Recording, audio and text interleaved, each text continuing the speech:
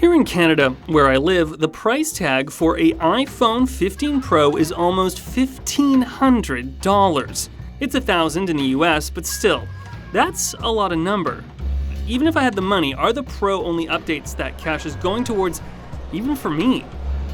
I like the non-Pro iPhone this year, so I'm gonna try all the new stuff on the Pro model to see if I can justify its price, because geez, for that number it better be made out of titanium. Oh, it is.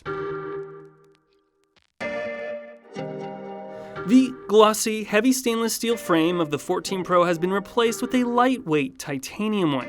It makes it smaller and lighter. The edges are rounded off and easier to hold. And because the bezels on the screen are thinner, the Pro is only 0.6 millimeters wider than my personal no phones wider than 70 millimeters policy.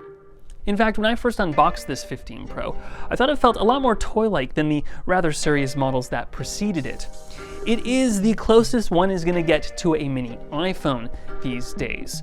But all of these changes actually are best felt on the Pro Max model. I usually hate big phones, but after using this one for over a week, it's almost tolerable. That is, until I have to sit or bend down. I really like the natural titanium color, and I like the blue less so. Fun story, Jake Bell ordered one of these and really wanted a white one. Every color was sold out except blue. Oh yeah, the ringer switch is also gone, replaced by the new action button. This allows you to choose from a list of fun functions or customized shortcuts, and toggle that choice on and off by long pressing. I do wish you could double or triple click for additional functions, but this does add a nice bit of flexibility and has a cool settings page with awesome animations. Myself, I'll be using it as a ring silence button.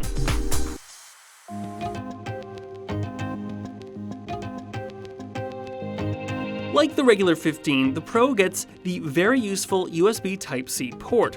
Only on here, it supports up to 10 gigabits per second transfer speeds, and that helps make the iPhone Pro more pro than it has ever been, because transferring those humongous ProRes video recordings is no longer a pain. But it's even better because you don't need to transfer anymore. The iPhone 15 Pro supports external recording onto SSDs, which means that you don't need to opt for a spendy storage upgrade just to record 4K. It even enables up to 60 frames per second at that resolution. Furthermore, Apple added a log video profile option as well. Log video is important in professional video circles because it retains the most amount of dynamic range from the darkest and brightest parts of each frame. That means that an editor can manipulate the look of the footage to their liking in post. Up until now, the phone would apply its own look, and if it were wrong, tough. But Apple's gone a little too far in the other direction.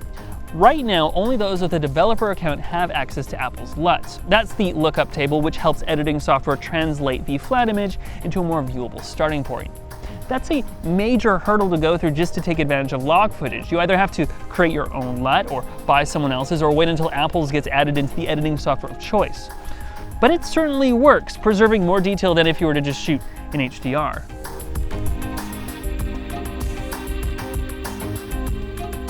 One of my favorite TV shows at the moment is How To with John Wilson.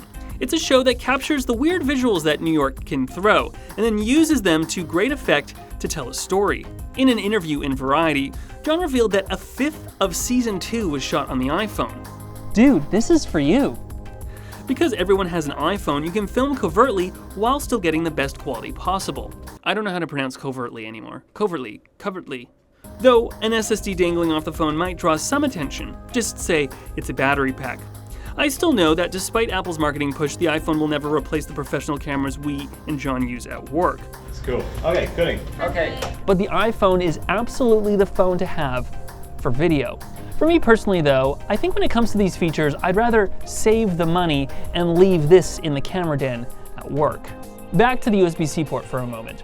Unlike the transition to Lightning, I don't think that this transition is going to be as big of a deal because you probably already have a USB-C cable at home. Well, I discovered this week that Apple's new fine woven case has a very small plug hole, so not all cables will fit, especially the ones that support USB 3 speeds. I don't like this case.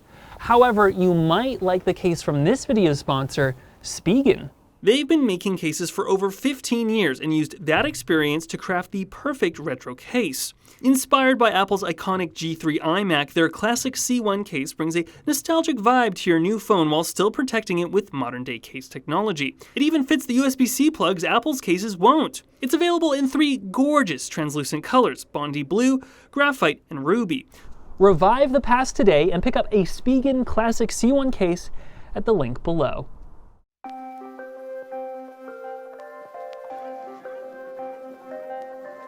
The camera hardware hasn't changed much on the 15 Pro from the previous 14 Pro.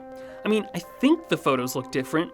Though these night photos Jake Bell took on his blue phone in Toronto do look quite good. The only new camera is found on the Pro Max, which gets a brand new 5x telephoto lens. It's really nice to be able to capture detailed images from farther away. It's certainly better than trying to get 5x zoom from the smaller Pro's 3x camera. Is it worth not only the Pro price tag, but an extra $200 for the Max? My big gripe with the Pro iPhone's cameras is all the settings and the app. Reviewing an iPhone camera used to be easy, but now there are 5 different quality options for the main camera alone. And you can only toggle between 4 of them from within the app if you have Pro RAW and Control toggled on. And all the toggles for the camera app are still contained in the iPhone's settings app. Look, when the iPhone was a cute little simple cell phone, it made sense to keep extra settings in the settings app, but this is insane. The record video menu lets you select your default video quality and dynamic range, among other things. But the setting for ProRes recording and dynamic range encoding is in the formats menu. It's great that I can shoot log footage. It's not great that I have to leave the camera app to toggle it on and off, while lacking the ability to set my white balance, a constant shutter speed, and/or ISO. ProRes was introduced 2 years ago. Are we gonna have to wait another 2 years before the iPhone will give us those controls? If Apple's gonna charge Pro pricing, they need to at least redesign the camera app for the Pro models.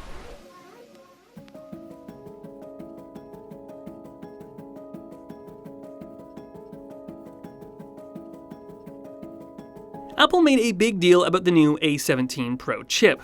It is faster, especially in my Lightroom test. The biggest improvements Apple advertised, though, were with the GPU, which Apple says is now Pro class. Okay, whatever. But what it actually supports is hardware-accelerated ray tracing and Metal FX upscaling, the type of features found on real graphics cards. I don't play mobile games ever. I even gave up on Townscaper. But the coolest games that Apple announced will be supporting this technology, including Rainbow Six Division, Assassin's Creed, and a pair of Resident Evils. Or is it Residence Evil? Are console-tier AAA games that won't be out for a while, though. I did, however, miraculously get my hands on Resident Evil Village, and it looks pretty good. There are a lot of graphics settings that one can adjust, but no ray tracing. My colleagues at the Orange Channel are planning on doing a deep dive on this, so you should check that out, but only after you're done watching this video. Genshin Impact, however, does support Metal FX, and labs found that it does improve graphics fidelity immensely, while providing more stable frame times with slightly less GPU utilization. What I really want is City Skylines, but I really won't because of the App Store tax. So, this thing doesn't win me over, does it? And I don't think the new features are for most people. Unless you're John Wilson, things like the ProMotion screen, extra optical zoom, and fancy processor are actually luxuries. If I had to buy a phone right now because I desperately needed to, I think I'd still go with a regular 15, unless I could get a 13 mini on clearance. I should really get a 13 mini on clearance. Thanks for making this MAC address flat. Like and subscribe, and tell me in the comments below whether you'd go with a Pro model or a regular 15. And I'm not filming a video on the iPhone 15 Pro because I already did that with the iPhone 13 Pro when ProRes came out. Check it out. There's a link here. Here's the button.